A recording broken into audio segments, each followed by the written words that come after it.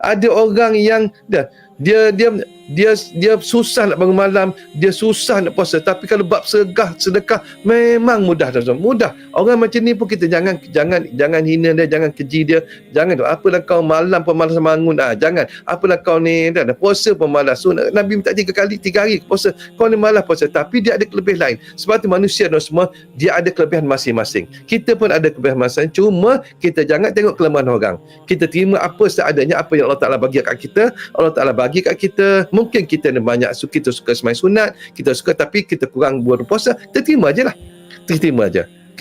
Itulah tanda nak beritahu perbuatan Allah ke atas hamba-hambanya. Jadi kita buatlah sekadar kita mampu dan semua. Jangan paksa. Biar kita buat satu benda tu dengan ikhlas hati kerana Allah Ta'ala. Sebab tu semua, satu amalan, kalau kita lakukan satu amalan tu, tuan-tuan semua, kita amal kerana nak dapat kebaikan akhirat, maka dunia akan ikut kita. Dunia akan kejar kita semua. Tapi kalau kita buat sesuatu amalan tu, kita buat kerana dunia dan semua, maka dan semua akhirat tak akan kejar kita.